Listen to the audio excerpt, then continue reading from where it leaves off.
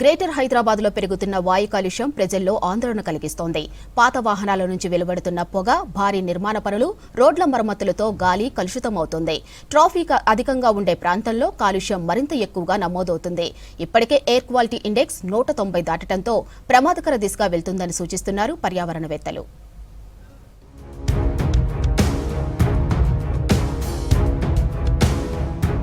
నగరంలో పాత diesel vehicles, సరైన పొల్యూషన్ చెక్ లేకుండా తిరుగుతున్న వాహనాలు గాలి నాణ్యతను దెబ్బతీస్తున్నాయని చెబుతున్నారు నిపుణులు. నిర్మాణ పనులతో వచ్చే ధూళి కూడా గాలి కాలుష్యాన్ని పెంచుతుంది.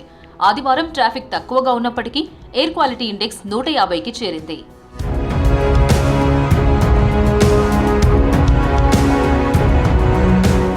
ఇదే పరిస్థితి కొనసాగితే భవిష్యత్తులో హైదరాబాద్ పరిస్థితి ఢిల్లీ స్థాయికి చేరే ప్రమాదం ఉందని హెచ్చరిస్తున్నారు పర్యావరణవేత్తలు. ఊపిరితిత్తుల సమస్యలు, ఎలర్జీలు, ఆస్తమా వంటి వ్యాధులు పెరిగే అవకాశం ఉందంటున్నారు డాక్టర్లు. గర్భిణీలు, చిన్నారులు, వృద్ధులు ఈ కాలుష్యానికి ఎక్కువగా గురయ్యే ప్రమాదం ఉందని సూచిస్తున్నారు. గాలిలో కలిసిన సూక్ష్మ కాలుష్య కణాలు ఆరోగ్యంపై తీవ్ర ప్రభావం చూపుతాయని హెచ్చరిస్తున్నారు. ఇంధనం మండించినప్పుడు వచ్చే పొగల్లో మెయిన్గా కార్బన్ మోనాక్సైడ్ ఉంటుంది, సల్ఫర్ డయాక్సైడ్ ఉంటుంది, నైట్రస్ ఆక్సైడ్ ఉంటుంది, బెంజీన్ ఉంటుంది, రకరకాల ధూళి కణాలు కూడా బయటకు వస్తాయి. ఇవన్నీ కూడా మనకి ఆరోగ్యానికి హాని కలిగిస్తాయి.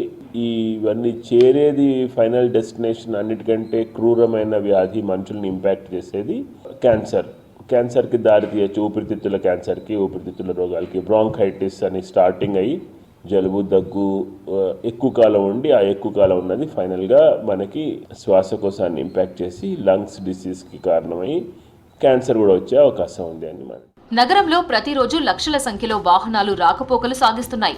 నగర జనాభాకు తగ్గట్టుగానే వాహనాల సంఖ్య కూడా పెరుగుతోంది. వాహనాల వినియోగంతో కార్బన్ డయాక్సైడ్, సల్ఫర్ డయాక్సైడ్, హైడ్రోకార్బన్లు, అమోనియా వంటి వాయువులు మనుషుల ఆరోగ్యంపై తీవ్ర ప్రభావం చూపుతున్నాయని నిపుణులు చెబుతున్నారు. ఇవి దుమ్ము, ధూళితో కలిసి రసాయనిక కాలుష్య కణాలను ఏర్పరచడంతో గాలి నాణ్యత మరింతగా దెబ్బతింటుందని చెబుతున్నారు శాస్త్రవేత్తలు. 15 years దాటిన బండ్లు ఉంటాయి కావున ఆ బండ్లు దాటకన్నా ముందు కూడా పొల్యూషన్ ఎక్కువైపోతుంది. ఇప్పుడు మనం ఆ బండ్లని కరెక్ట్ సర్వీసింగ్ చేసుకొని అట్లా మెయింటెనెన్స్ చేసుకుంటే మంచిగా ఉంటుంది. దానివల్ల లివర్ సమస్య, కళ్ళ సమస్య చాలా ఎక్కువ వస్తుంది. గ్లోబల్ వార్మింగ్ ఎక్కువ అయిపోతుంది, ఎందుకంటే పొల్యూషన్ కూడా ఎక్కువ ఉంది. ఇంకొన్ని రోజులైతే మేబీ ఢిల్లీని కూడా మించిపోవచ్చు. ఇక్కడ పొల్యూషన్ చాలా ఉంది. అండ్ ఆల్సో బయటకు రాకుండా ఇంట్లో కూర్చోవాలని చూస్తే ఇంటి పక్కన ఎక్కడో ఒక చోట కన్స్ట్రక్షన్ జరుగుతూనే ఉన్నాయి. సో ఆ పొల్యూషన్ వల్ల బయటకు వస్తే కళ్ళు మంటలు, దాంతోపాటు సమ్మర్ కూడా ఎక్కువైంది. ఎక్కువ రెండు మిక్స్ అయ్యి ఎక్కువ తట్టుకోలేకున్నారు. దానివల్ల బ్రీతింగ్ ఇష్యూస్ అన్నీ కూడా వస్తున్నాయి.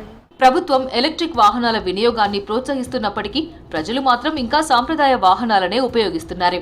పర్యావరణాన్ని కాపాడాలంటే పాత వాహనాల వినియోగాన్ని తగ్గించి నిర్మాణ పనుల్లో ధూళి నియంత్రణ చర్యలు తీసుకోవాలంటున్నారు పర్యావరణవేత్తలు.